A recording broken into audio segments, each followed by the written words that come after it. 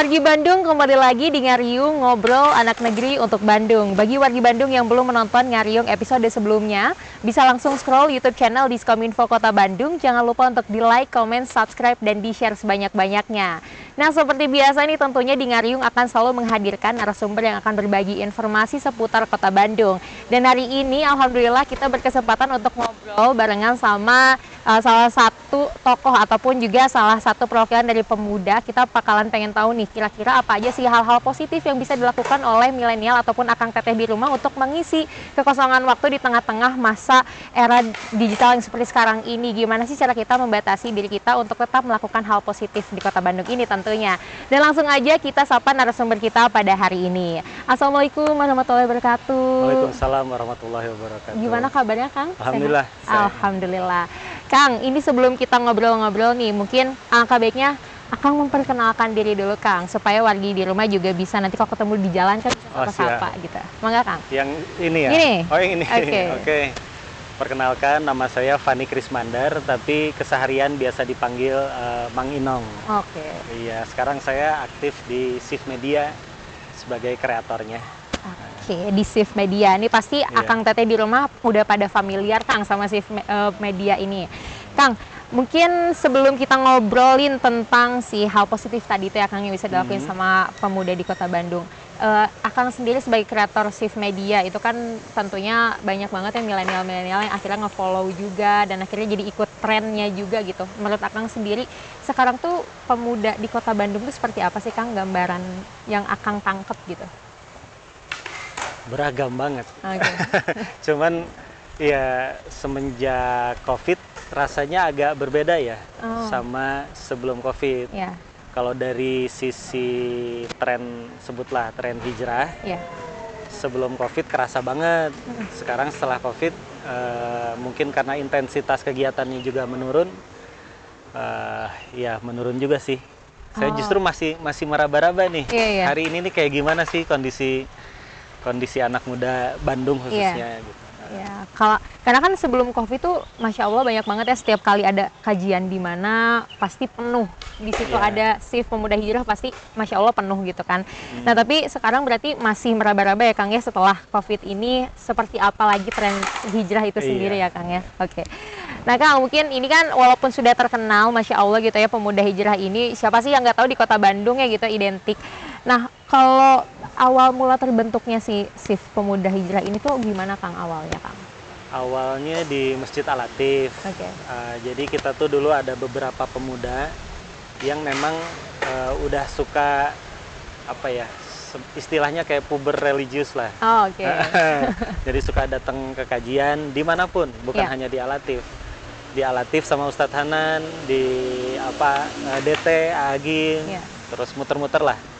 Nah, salah satunya di Al-Latif, dan di Al-Latif singkat cerita kita ngobrol sama Ustadz Hanan, dan Ustadz Hanan tercetus keinginannya untuk pengen dong kalau dakwah ini bisa lebih ramai sama anak muda.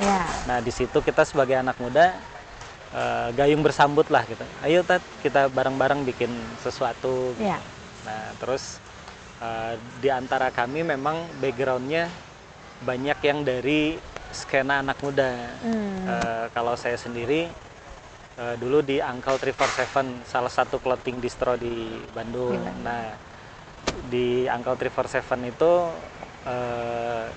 kita biasa melakukan pendekatan untuk bisa ngerangkul anak muda, tapi goalsnya adalah branding dan selling. Ya, kalau dari istilah bahasa marketing ya. Nah, kurang lebih itulah yang kita coba terapkan di Shift di Pemuda Hijrah. Itu yang kita tawarkan ke Ustadz Hanan. Ustadz, gimana kalau dibeginikan konsepnya, dan Ustadz ACC, Ustadz setuju, akhirnya kita jalankan sampai hari ini. Itu di tahun berapa, Kang? Prosesnya sih dari 2013-an. Tapi nama kita bisa dilihat dari pertama kali ada akun aja ya. Akunnya sendiri ada itu Maret 2015. 2015. Berarti dari 2013 ke 2015 juga prosesnya lumayan panjang ya, Kang, ya? Sampai akhirnya 2013 akhir lah. 2013 akhir, oke. Jadi saat itu backgroundnya juga beda-beda Kang si Pemuda Hijrah ini. Foundernya lah ya kita sebut seperti itu. Yang ngeriungnya gitu ya. Yang ngeriungnya rata-rata skena anak muda Bandung sih. Kayak dari skena band, terus skateboard, BMX, ada juga dari motor-motor, clothing distro, ya masih riungan etalah gitu. Oke. Nah Kang, kalau Kang Inong sendiri saat itu kan pasti ada momen, ada klik momennya. Oke deh, mungkin ini waktunya buat hijrah gitu, atau buat lebih tahu hal yang lebih baik lagi. Itu tuh saat apa sih Kang? Karena kan kalau kita ngeliat tadi skena dari band, anak band, skate dan lain-lain, itu kan pemuda banget lah, rock and roll istilahnya kayak gitu Kang. Nah saat itu tuh klik momennya apa Kang? Ini secara umum maksudnya. Secara umum. Kalau secara umum yang saya lihat di barisan pertama kita tuh yang tadi istilah saya puber religius. Ya memang lagi puber religius di umuran yang lagi mencari gitu. Triggernya rata-rata masalah hidup sih. Iya. Kalau triggernya rata-rata masalah hidup. Dan tapi uniknya setelah berjalan saya menemukan ada why lain orang mengakses movement ini. Jadi ada alasan lain selain masalah hidup. Apa tuh? Bener-bener tren, bener-bener di luar alasan utama. Saya biasa menganalogikannya kayak kenapa orang beli jajanan? Karena dia lapar. Itu udah confirm lah, orang beli makanan karena dia lapar.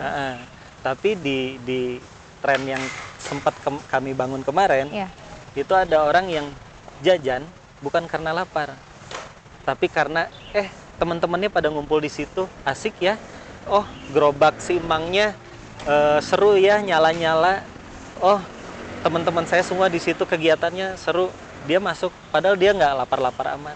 Jadi banyak juga orang yang merapat ke tren ini bukan sekedar mencari Tuhan. Itu ada juga. Dan justru itu market kita.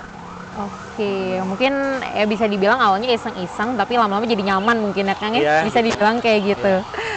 Nah Kang, dari 2013 sampai dengan saat ini mayoritas dari shift Pemuda Hijrah ini tuh apa sih Kang latar belakangnya Kang, selain yang tadi pemain band kah atau skate? Kebanyakan sih memang anak muda Bandung pada umumnya, anak muda Bandung pada umumnya saat itu dan mungkin masih juga sampai saat ini, ya komunitas-komunitas.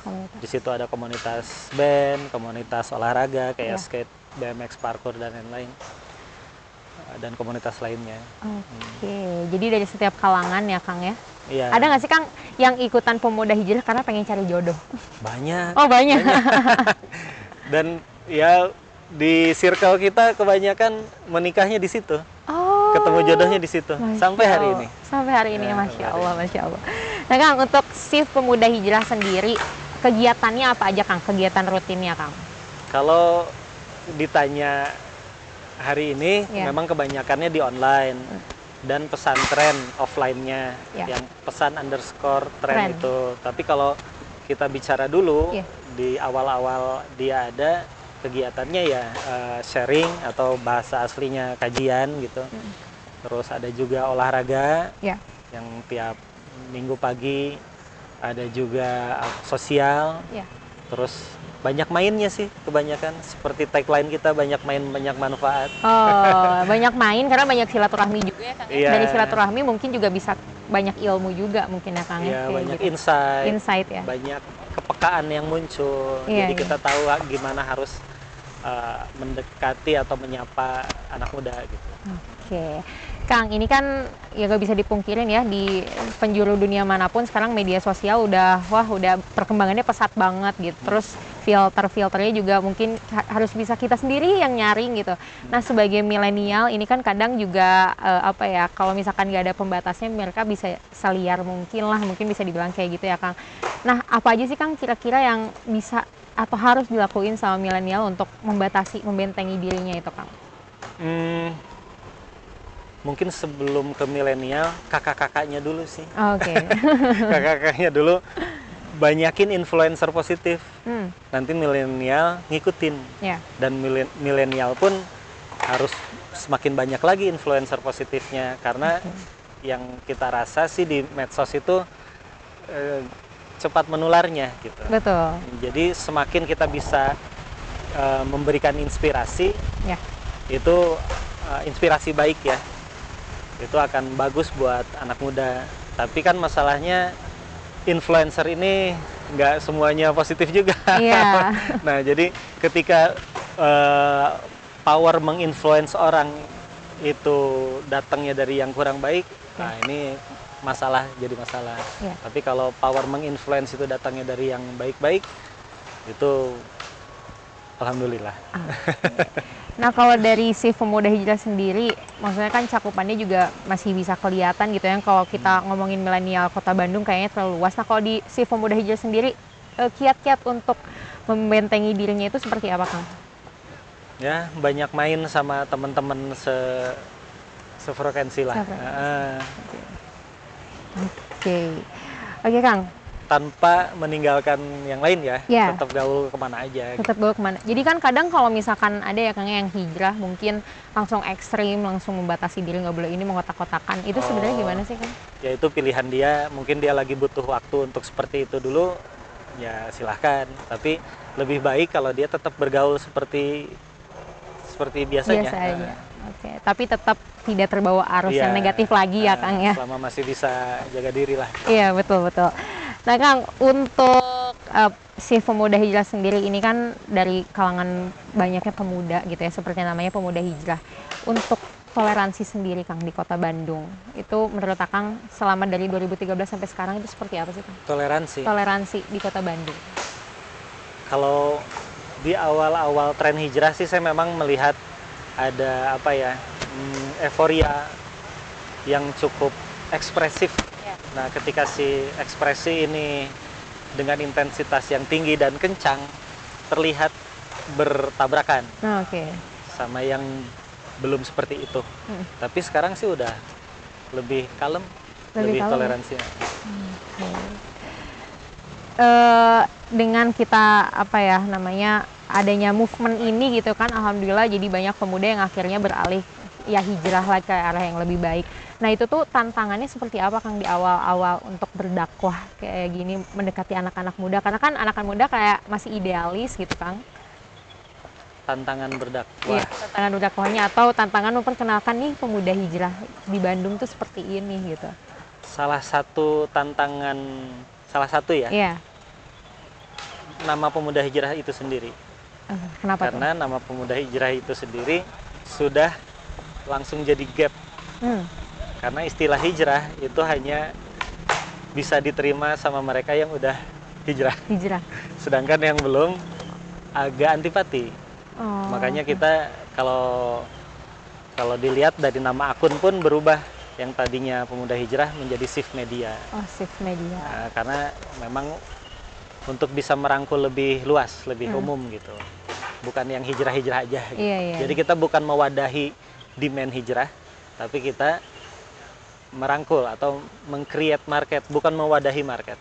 Kalau hijrah, dengan nama hijrah itu mewadahi market.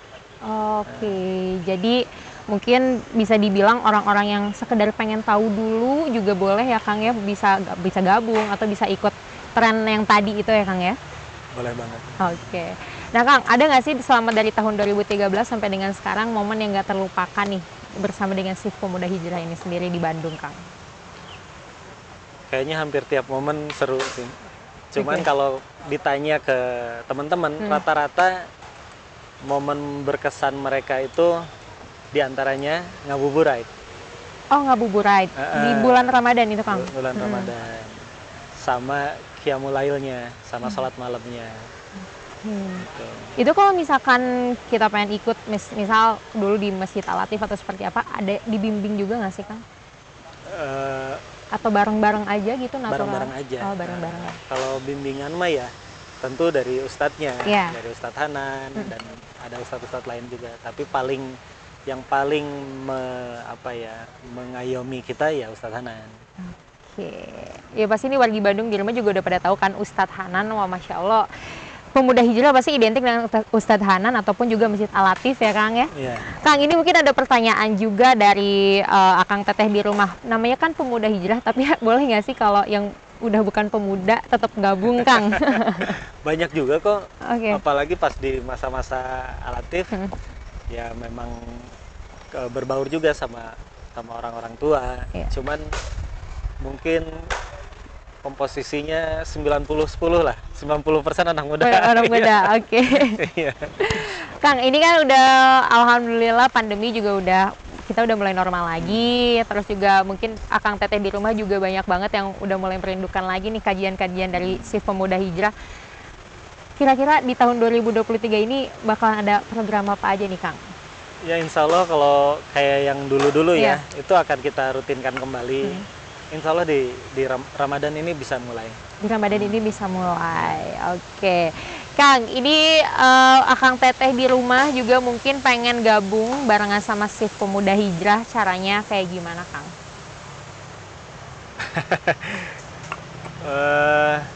Kalau jadi apa ya, sebutlah pengurus, itu memang ada di akun kita, ada linknya. Di situ bisa diklik buat yang pengen ikutan berkontribusi. Cuman kalau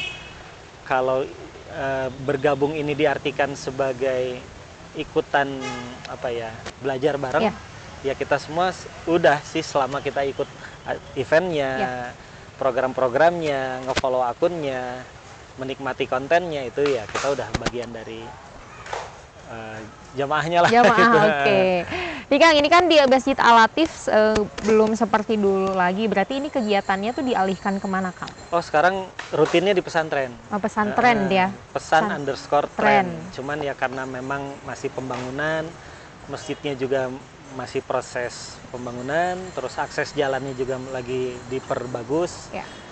Mudah-mudahan nanti kalau udah 100% beres bisa dikunjungi dengan lebih ramai. Lebih ramai, amin amin. Tapi berarti di 2023 ini juga bakalan dibuka lagi dengan program-program yang meramaikan lagi ya Kang ya? Insya Allah. Insya Allah, oke.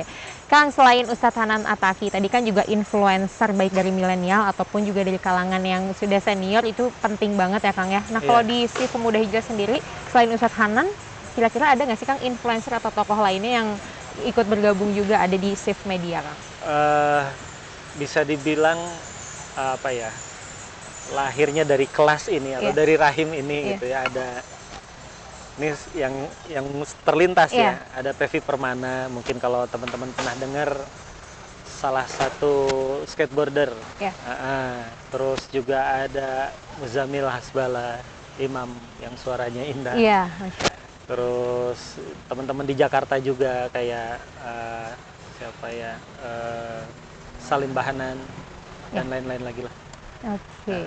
Jadi insya Allah ya dengan menginfluencer kebaikan juga pasti akan jadi tambah kebaikan untuk kita juga ya Kang ya? Insya Allah. Insya Allah, oke. Kang, ini mungkin pertanyaan terakhir nih Kang. Di tahun 2023 ini kan tentunya semua orang juga berharap bisa lebih baik daripada sebelumnya. Dan mungkin harapan dari Akang nih untuk Shift Pemuda Hijrah sendiri dan umumnya untuk Kota Bandung seperti apa Kang? Kalau untuk Shift Pemuda Hijrah, ya mudah-mudahan kita bisa mengadakan kembali berbagai macam program seperti sebelum pandemi, bahkan lebih lagi. Terus melahirkan banyak influencer-influencer baru yang bahkan mungkin bukan hanya dari kalangan ustadz, tapi dari kalangan anak muda juga, dan punya tempat yang nyaman untuk kita berkegiatannya seperti ini, di tengah kota gitu, yang ada tempat mainnya, ada juga tempat ibadahnya, seperti yang sekarang kita udah punya juga di pesan_tren itu untuk versi alam gunung-gunungannya. Jadi kalau untuk yang versi tengah kotanya, mudah-mudahan ada yang seperti ini yang lebih proper gitu. Nah kalau harapan untuk Kota Bandung, terutama nih buat Akang Teteh milenial Kota Bandung yang sudah mulai tergugah pengen mulai hijrah Kang. Harapannya? Iya, harapannya. Terus belajar. Dan bantuin kita untuk terus menggerakkan gerakan ini gitu. Amin ya rabbal alamin. Semoga harapan-harapan dan doa tadi untuk Pemuda Hijrah ataupun juga untuk Kota Bandung bisa terkabul sesegera mungkin ya Kang. Amin. Ya. Amin, amin. Kang Inong, terima kasih banyak Kang Sama-sama. sudah menjelaskan. Terima kasih juga sudah menginfluence banyak orang di luar sana sehingga bisa jauh lebih baik. Semoga Kang Inong juga sehat terus Kang. Amin. Dan semoga nggak bosan-bosan untuk menyiarkan kebaikan. Amin, insya Allah. Oke wargi Bandung, itu tadi perbincangan Teh Adel dengan Kang Inong sebagai kreator dari Shift Media ataupun Pemuda Hijrah. Jadi buat wargi Bandung nih jangan ragu-ragu kalau misalkan pengen hijrah ataupun juga memulai kebaikan, karena satu kebaikan yang kita lakukan bisa aja mungkin berdampak banyak untuk orang di luar sana. Sekian Ngariung episode kali ini, jangan lupa untuk tetap saksikan Ngariung episode-episode selanjutnya. Teh Adel pamit undur diri, sampai jumpa di Ngariung episode selanjutnya.